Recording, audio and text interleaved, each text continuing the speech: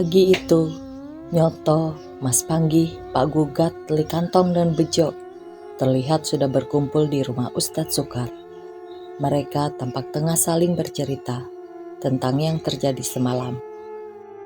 Seperti yang sudah diagendakan kemarin, hari ini 6 dari 8 orang-orang terpilih yang tersisa itu akan sowan ke tempat Pak Purbo untuk mencari petunjuk atas masalah ini. Terus kita akan menjenguk Lik Sukri kapan? Ucap Bejo mengingatkan mereka akan Lik Sukri yang tengah kritis di rumah sakit. Nanti saja setelah dari Pak Purbo, kita mampir ke rumah sakit. Tanggap Ustadz Sukar saat itu. Singkat cerita, setelah cukup berbincang dan bersiap, sekira pukul 9 pagi dengan mobil pinjaman dari Pak Cari, mereka pun berangkat menuju rumah Pak Purbo. Wajah-wajah lelah dan tegang terlihat di paras mereka di sepanjang perjalanan yang tak begitu jauh itu, seperti menggambarkan sisa-sisa ketakutan karena kejadian semalam. Saya itu sudah berkali-kali melihat Marni Wongso, sampai seperti sudah terbiasa. Tapi semalam rasanya berbeda, sangat berat, seperti mau lepas saja nyawa ini. Cerita Nyoto di tengah perjalanan menuju rumah Pak Purbo itu. Ya jelas Thomas, orang lagi masuk angin dilihatin demit. Rasanya pasti tidak karuan. Orang saya yang badannya sehat saja, aslinya juga ketakutan. Tanggap Mas Panggi kala itu. Di perjalanan itu mereka kembali saling menceritakan lagi perihal purwarupa kedatangan Marni Wongso semalam. Hingga tak terasa sampailah mereka di rumah Pak Purbo. Wih, ada tamu dari dukuh ini. Monggo silahkan, sudah ditunggu oleh Bapak. Sambut salah satu anak Pak Purbo yang tengah menyapu di halaman depan rumah. Mereka pun segera masuk. Terlihat Pak Purbo sudah duduk menunggu di ruang tamu sambil mengisap rokok. Loh, sudah sehat toh Pak? Kok sudah ngerokok saja? Ucap Nyoto seraya bersalaman dan segera diikuti oleh yang lain. Kalau mulut dan pikiran sih sudah sehat. Tapi badan dan kakinya ini loh, yang masih loyo ndak bisa jalan. Jawab Pak Purbo sedikit berkelakar. Pak Purbo terlihat lebih bugar daripada tempo hari saat terakhir Nyoto menjenguknya. Bicaranya juga sudah lancar tak terbata, hingga membuat pembicaraan menjadi semakin enak dan nyaman. Setelah cukup berbasa-basi, akhirnya masuklah mereka pada obrolan inti, bersamaan dengan anak Pak Purbo yang masuk membawakan minuman untuk mereka. Silahkan minumannya, mohon maaf agak lama, air panasnya baru saja matang. Hehehe. Ucap anak Pak Purbo seraya meletakkan satu persatu cangkir minuman itu di atas meja. Sebentar ya, jangan minum dulu. Ucap Pak Purbo yang membuat mereka semua sedikit keheranan. Dok, ambilkan kain jarik Bapak itu di dalam lemari, kata Pak Purbo menyuruh anaknya. Sementara itu Pak Purbo pun meminta mereka semua untuk membuka bajunya masing-masing. Entah apa yang akan ia lakukan, yang jelas saat itu mereka hanya menurut saja. Hingga setelah kain jarik sudah diberikan, kali ini ia menyuruh mereka untuk berbaris satu persatu jongkok menghadapnya. Nyoto yang pertama kali maju. Ia menghadap Pak Purbo dengan posisi layaknya sungkeman. Seraya mengucapkan mantra-mantra Jawa, kain jarik pun ditepuk-tepukkan pelan di kepala dan punggung Nyoto. Dan setelah itu, segera menyuruh Nyoto untuk duduk di lantai, disusul oleh yang lain satu persatu hingga selesai.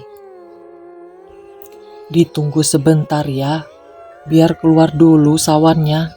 Tapi jangan kaget.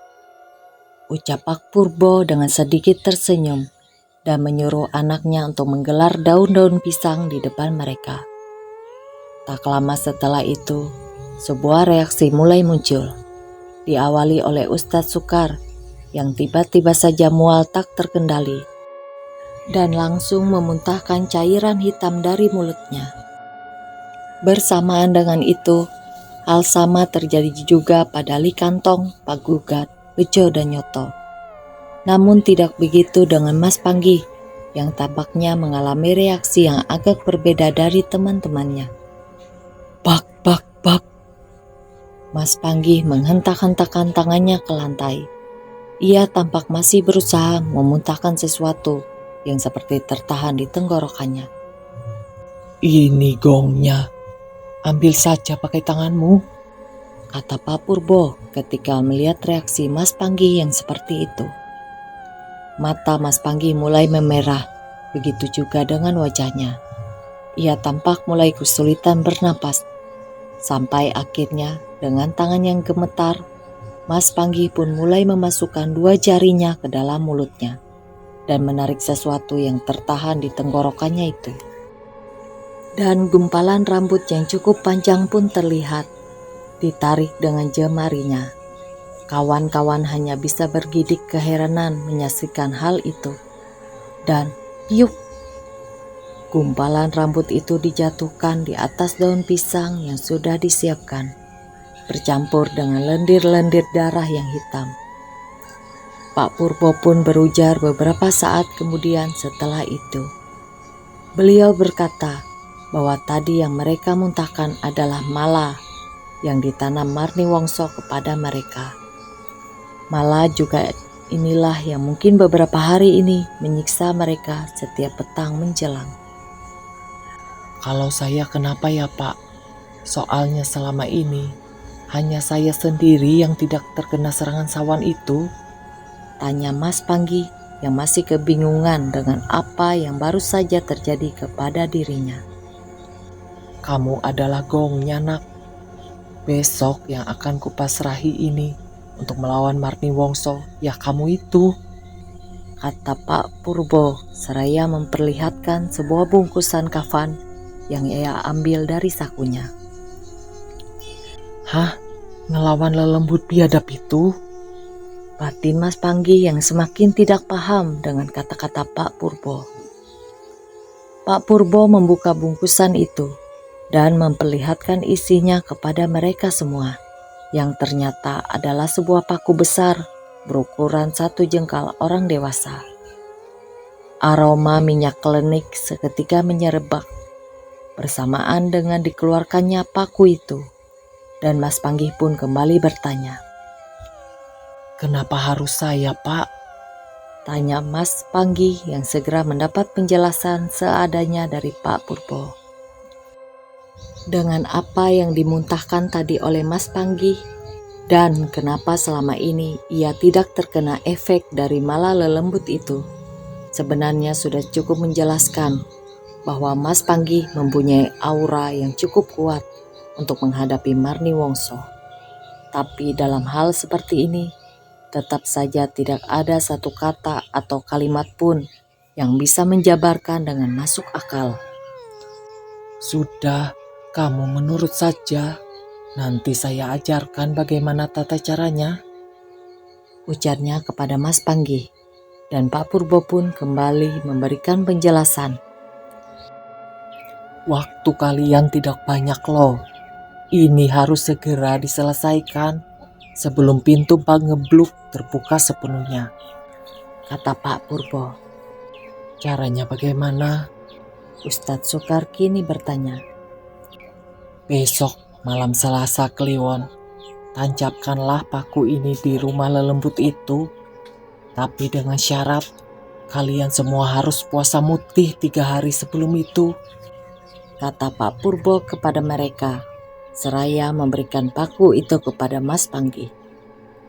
Pada intinya mereka akan melakukan itu secara bersama-sama, dengan Mas Panggi sebagai orang yang nanti akan menancapkan paku itu di tempat yang dihuni oleh sosok Marni Wongso.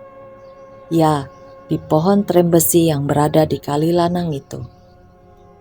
Semua pun terdiam dan terlihat mengangguk mendengar penjelasan yang sebenarnya. Tidak sepenuhnya mereka pahami itu. Sampai akhirnya terlintas oleh Nyoto di pikirannya tentang Lik Sukri, satu lagi orang terpilih yang saat itu tak ikut bersama mereka di sana. Oh iya Pak, masih ada satu orang lagi yang tak ikut ke sini. Tanya Nyoto tiba-tiba, yang seketika membuat raut wajah Pak Purbo menjadi agak berubah. Kenapa kok tidak ikut ke sini? Tanya Pak Purbo dengan sedikit menyentak. Sedang kritis Pak, habis dikeroyok masa kemarin karena hendak mengamuk istrinya. Jawab Nyoto yang langsung ditanggapi Pak Purbo sambil menggelengkan kepalanya. Semoga saja masih ada waktu. Jawab Pak Purbo sambil menyuruh salah satu dari mereka untuk mengambil sebuah kalender yang terpajang di ruangan itu. Tolong ambilkan kalender itu. Pintanya yang dengan sigap langsung diambil oleh Bejo dan diberikan kepada Pak Purbo. Dengan penglihatan uzurnya, Pak Purbo mencermati kalender itu untuk mengetahui berapa lama lagi hari penghakiman terhadap Marni Wongso itu akan tiba. Hingga tak selang beberapa lama setelah itu, beliau pun berkata dengan wajah yang sedikit lega. Bagus ini, tidak harus menunggu lama. Malam Selasa Kliwon tinggal 4 hari lagi. Itu artinya hari esok kalian semua sudah mulai puasa mutih, Terang Pak Purbo. Pak Purbo pun kembali melanjutkan penjelasannya, memberitahu kepada mereka apa saja yang harus dilakukan dan apa saja yang harus disiapkan nanti sebagai langkah untuk memutuskan tulah lelembut Marni Wongso ini. Hingga akhirnya setelah semua dirasa cukup jelas, obrolan itu pun berakhir bersamaan dengan azan zuhur yang berkumandang. Dan beberapa saat setelah itu, orang-orang terpilih itu pun berpamitan kepada Pak Purbo. Ya sudah Pak, saya dan teman-teman pamit pulang. Jika nanti ada yang kurang paham, kita sowan ke sini lagi, kata Nyoto mewakili teman-temannya. Mereka pun pergi dari rumah Pak Purbo. Dan seperti yang sudah direncanakan tadi, mereka akan mampir dulu ke rumah sakit untuk menjenguk Lik Sukri yang tengah dirawat di sana. Sampean beneran sanggup Thomas? Tanya Ustadz Sukar kepada Mas Panggi ketika baru beberapa menit mobil mereka berjalan. Harus sangguplah Ustadz. Kalau saya sih hanya ikut perintah orang yang lebih tahu tentang ini saja. Merah ya merah, hijau ya hijau, wani, jawab Mas Panggi dengan tegas. Andai saja dari dulu Pak Purbo bisa membantu, mungkin tidak akan ada korban ya. Selali kantong di perjalanan itu. Benar juga sih, tapi entahlah, mungkin ini sudah jalan Tuhan. Yang terpenting sekarang, kita sudah punya bekal untuk menyelesaikan masalah ini. Tanggap Nyoto atas pernyataan Lik Kantong barusan. Singkat cerita, sampailah mereka di rumah sakit tempat Lik Sukri dirawat. Buru-buru mereka berjalan ke lobi dan bertanya kepada suster yang berjaga. Permisi, pasien atas nama Sukriman ada di kamar mana ya Mbak? Tanya Ustadz Sukar kepada petugas jaga. Bapak Sukriman ya? Sebentar Pak, jawab suster seraya membuka berkas dan mencari. Oh itu Pak, di Bangsal Kamboja nomor 13. Baru masuk kemarin kan? Pokoknya yang di depan pintunya ada polisinya, kata suster yang tentu seketika membuat mereka semua terkejut. Inggih Mbak, leres.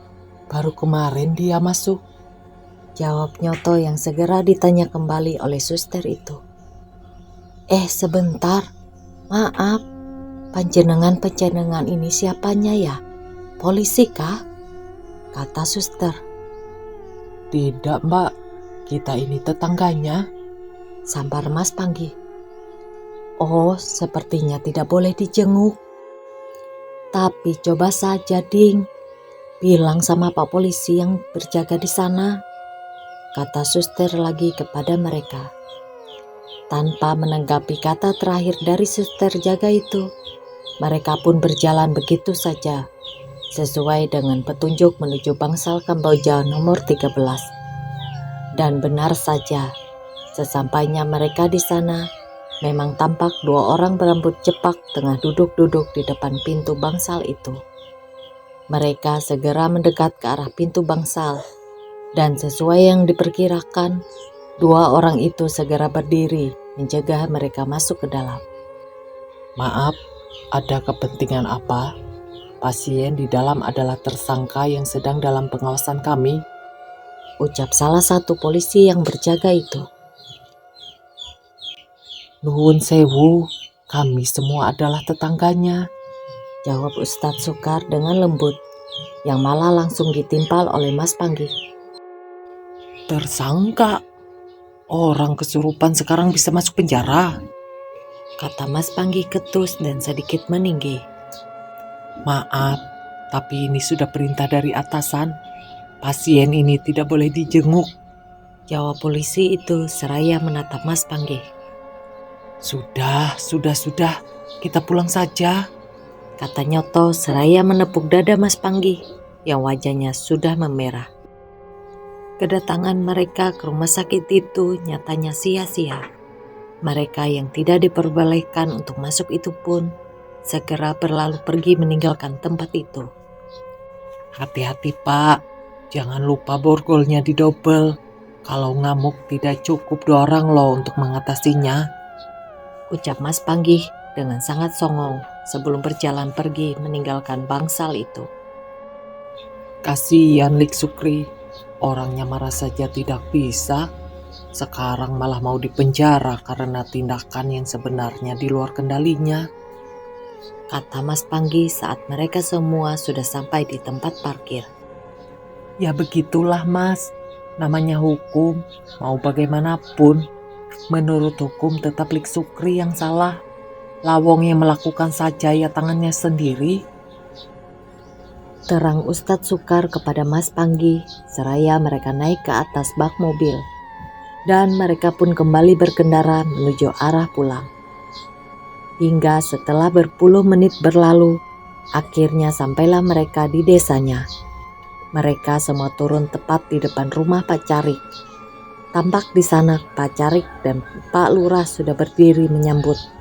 Yang mana tak lama setelah itu, Pak Lurah langsung bertanya warta baik apa yang mereka bawa. Tenang Mas Lurah, aman. Kita sudah mendapatkan solusinya, kata Mas Panggi seraya memperlihatkan bungkusan kafan berisi paku itu kepada Pak Lurah. Yang jelas, untuk 3 hari ke depan, saya bersama kawan-kawan jangan diganggu dulu, kata Ustadz Sukar kini dengan mantap. Bagaimana dengan Lik Sukri? Coba tanya Pak Lurah, kalau bisa membantu. Setelah bejo beberapa saat setelah itu. Memang bagaimana keadaan Lik Sukri sekarang? Tanggap Pak Lurah mempertanyakan. Bukan masalah itu Mas Lurah, tapi masalahnya Lik Sukri sekarang akan masuk penjara gara-gara itu, kata Lik Kantong mencoba menjelaskan. Hingga pembicaraan pun dilanjut di dalam rumah Pak Carik, yang mana pada akhirnya sedikit mendapat kelegaan karena Pak Lurah yang berjanji akan berusaha mengatasi itu. Walah, ndak apa-apa. Semoga saja belum sampai Polres. Kalau orang-orang Polsek sini saya kenal semua. Nanti saya yang akan memberi penjelasan di kantor, kata Pak Lurah yang sedikit membuat mereka lega. Singkat cerita, sore pun sudah menjelang, seiring dengan matahari yang kian tenggelam. Bersama dengan orang-orang terpilih itu yang sudah tampak menunggu di rumahnya masing-masing. Apa yang mereka tunggu adalah serangan sawan itu yang katanya sudah hilang sejak tadi di rumah Pak Purbo. Dan benar saja, saat azan maghrib berkumandang, Nyoto, Likantong, Bejo, Pak Gugat, dan Ustadz Sukar tak lagi merasakan mala itu. Bersamaan dengan itu, tampak Mas Panggi berjalan menuju rumah Ustadz Sukar. Pakaiannya klimis, rapi dengan sarung dan baju koko. Nyatanya ia juga ingin membuktikan apa yang diujarkan oleh Pak Purbo siang tadi. Bagaimana Ustadz? Kata Mas Panggi setelah sampai di rumah Ustadz Sukar. Ia masuk begitu saja dan melihat Pak Kaum itu sedang duduk di ruang tamunya. Ucap Ustadz Sukar sedikit terkejut. Bagaimana? Apa yang sekarang dirasakan? Tanya Mas Panggi kembali. Ustadz Sukar sedikit tersenyum dan menganggukkan kepalanya, yang mana segera dibalas oleh Mas Panggi dengan mengajaknya pergi ke masjid. Apakah tidak melihat saya sudah memakai sarung begini Ustadz? Ayo kita sholat maghrib di masjid. Kelakar Mas Panggi kepada orang yang terlihat lebih beragama darinya itu. Mas Panggi dan Ustadz Sukar pun berjalan menuju masjid untuk menjalankan sholat maghrib. Di sana mereka juga bertemu dengan yang lain, yaitu Likantong, Nyoto, Bejo, dan Pak Gugat. Selesai sholat maghrib, mereka terlihat duduk di teras masjid. Sembari menunggu Isya tiba, orang-orang terpilih itu tampak berbincang. Bagaimana? Kalian sudah mengerti aturan cara puasa mutih kan? Tanya Ustadz Sukar di pembicaraan itu. Sudah Ustadz, yang penting sahur dan bukannya serba tawar dan putih kan? Jawab Bejo. Jangan lupa loh, habis buka kita tetap harus mutih. Sela Pak Gugat saat itu. Iya betul, kalau itu sih sebenarnya enteng. Tapi buat saya yang berat itu, tidak boleh ngopi sama ngerokok itu loh. Tanggap Nyoto sedikit tertawa sambil mengeluarkan sobekan halaman buku Primbon dari sakunya yang berisi tata cara melaksanakan puasa mutih itu. Mereka pun terus berbincang, tapi untuk kali ini orang-orang terpilih itu terlihat mulai bisa menertawakan semua ini. Menertawakan beban satu desa yang harus mereka pikul itu. Terlepas dari semua kemalangan yang berbulan-bulan ini terjadi, tapi setidaknya harapan sudah mulai muncul. Meski belum bisa dipastikan sepenuhnya, tapi setidaknya mereka sudah mempunyai cara yang tidak serampangan untuk menghentikan penggebluk yang konon sudah datang ini. Apakah kalian semua sadar kalau selama ini kita hanya berpegang kepada iman dan kengeyelan saja? Hahaha. Kelakar Nyoto yang langsung diiyakan oleh yang lain. Hingga tak terasa Isya menjelang. Mereka pun menjalankan sholat bersama dan setelah itu pulang ke rumahnya masing-masing. Sampai jumpa 3 hari lagi di tempat penghakiman ya. Hahaha. Canda Mas Panggi saat orang-orang terpilih itu keluar dari halaman masjid dan hendak pulang ke rumahnya. Mereka yang sudah terlalu berilusi mencium aroma-aroma kemenangan itu pun berjalan pulang dengan wajah-wajah lega. Tanpa mereka semua sadari bahwa teror masih akan berlanjut di malam ini. Jadi puasa mutih Mas? Nyoto yang baru saja sampai di rumah langsung disambut oleh istrinya dengan pertanyaan itu. Ya jadilah, sudah perintah Pak Purbo seperti itu. Jawab Nyoto seraya melepas baju muslimnya dan hendak menggantinya dengan kaos oblong. Itu saya sudah masak bebek kesukaanmu Mas. Besok penutup. Besok jenengan kan sudah mulai puasa, kata istri Nyoto yang tentu segera disambut riang gembira olehnya. Malam itu, Nyoto, anak dan istrinya pun makan bersama di satu meja, yang mana itu cukup mengendorkan suasana bulan-bulan terakhir ini yang terasa tegang, kaku dan kurang kebersamaan. Karena Nyoto yang belakangan ini memang lebih disibukkan oleh kejadian-kejadian yang menimpa desa ini. Namun di sela kehangatan di atas meja itu, sebenarnya ada keanehan yang Nyoto dan istrinya sadari, yaitu dengan Sasongko, anaknya yang waktu itu tampak lebih pendiam di saat ayah dan ibunya terlihat banyak berbincang. Sasongko terlihat sangat lahap dan terhitung sudah 3 kali ia menambah nasi. Walah, mentang-mentang lauknya cocok, makanya nambah-nambah terus. Ucap Nyoto kepada anaknya yang hanya ditanggapi dengan gumaman kecil. Hingga makan pun selesai dan lagi-lagi Sasongko menunjukkan hal yang tak biasa. Itu terlihat dari Sasongko yang masuk begitu saja ke dalam kamarnya, meninggalkan meja makan itu tanpa satu kata pun terucap dari mulutnya. Kenapa sih anak itu? Tanya Nyoto kepada Surti istrinya beberapa saat setelah Sasongko masuk ke dalam kamarnya. Tidak tahu ya Pak, namanya juga anak bocah. Jawab sang istri yang mewajarkan hal tersebut. Singkat cerita, berpuluh menit berlalu. Surti sang istri sudah di dalam kamarnya. Sepertinya ia sudah tidur terlebih dahulu. Tapi beda halnya dengan Nyoto yang kini tampak berduduk santai di ruang tamu seraya mengisap rokoknya.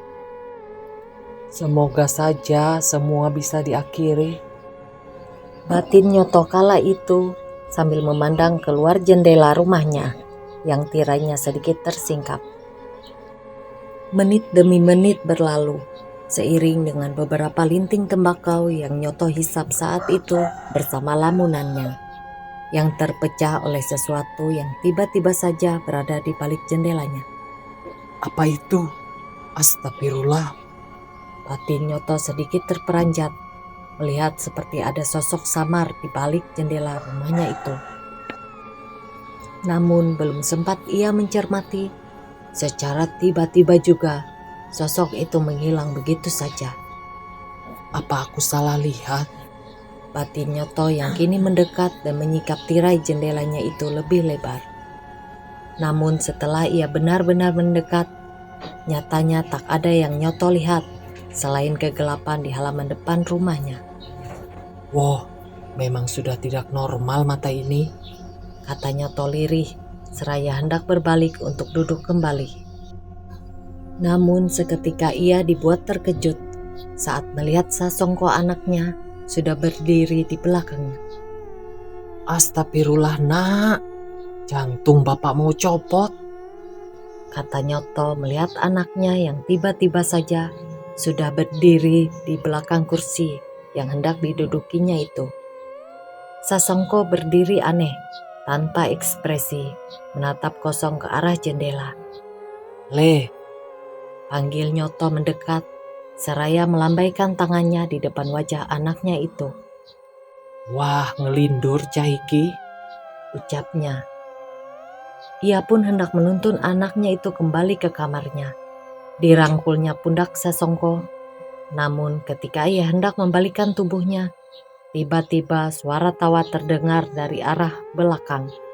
Ya, sepertinya dari arah jendela.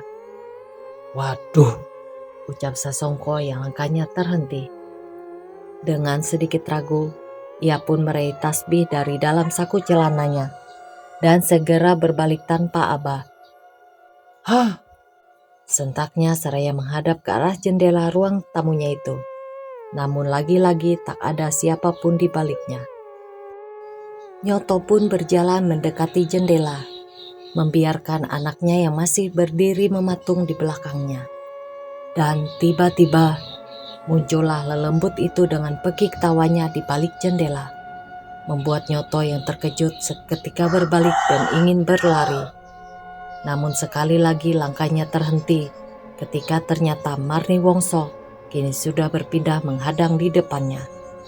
Sasongko anaknya yang seharusnya berdiri di situ juga tak lagi dilihatnya. Berganti dengan lelembut itu yang sekarang celokuk membungkuk mengamati Nyoto dengan tatapan tajam. Jantung Nyoto terasa berhenti. Matanya mau tak mau harus menyaksikan Purwarupa dari Marni Wongso untuk kesekian kalinya. Dengan napas terengeh, Nyoto menatap lelembut itu dari atas hingga bawah. Yang untuk kali ini dengan samar namun gamblang, ia melihat wujud kaki dari Marni Wongso itu yang terlihat seperti binatang. Allahu Akbar, Allahu Akbar. Erangnya keluh. Seberapa sering pun ia melihat itu, tetap saja rasa takutnya selalu tak terbendung. Sampai akhirnya, entah bagaimana dan setelah berapa lama itu bertahan, Nyoto pun kala itu maju begitu saja. Dengan sisa-sisa keberaniannya, ia mengepalkan tangannya dan menghantam wujud Marni Wongso itu dengan sekuat tenaga. Allahu Akbar, teriaknya seraya menghantam ke arah lelembut itu. Namun bersamaan dengan itu, rupa wujud Marni Wongso seketika berubah menjadi anaknya, yang mana sayangnya itu sudah terlambat. Pukulan terlanjur sampai tepat di perut Sasongko yang kini terhuyung jatuh ke lantai. Ya Allah, Ucap Nyoto yang segera sadar di tengah kebingungan itu. Sasongko terdengar mengerang kesakitan dan agak sulit bernapas. Suasana pun seketika berubah menjadi panik. Tampak Nyoto yang kini terlihat mengangkat dan mengguncang-guncang badan anaknya itu untuk membantunya agar kembali mudah bernapas. aduh le, Ucap Nyoto panik seraya mengguncang tubuh anaknya, hingga membuat Surti sang istri terbangun karena mendengar kegaduhan itu. Astagfirullah, ucap istrinya saat keluar dari kamar dan bergegas menghampiri setelah melihat itu. Kenapa ini mas? Kenapa? Kata sang istri yang kini ikut panik. Sampai akhirnya beberapa saat kemudian ketika Sasongko telah teratasi, barulah di sini Nyoto mengatakan kepada istrinya apa yang terjadi, di mana ia sama sekali tak bermaksud menyerang anaknya itu. Saya tidak tahu Bu, saya benar-benar tidak tahu, kata Nyoto di sela penjelasannya. Sementara itu, di waktu yang hampir bersamaan, sesuatu yang sama ternyata juga terjadi kepada orang-orang terpilih itu. Seperti yang terjadi kepada Nyoto, mereka semua juga didatangi oleh Marni Wongso yang mengejawatahkan dirinya berubah menjelma menjadi orang-orang terdekatnya masing-masing. Kejadian itu terus berulang setiap malamnya selama 3 hari, sampai di malam terakhir selesainya puasa mutih yang mereka lakukan itu. Walau terasa hampir gila dibuatnya, hari-hari itu akhirnya terlewati juga oleh mereka. Dan Marni Wongso bagian 10 selesai di sini. Sampai jumpa di bagian terakhir dari cerita Marni Wongso.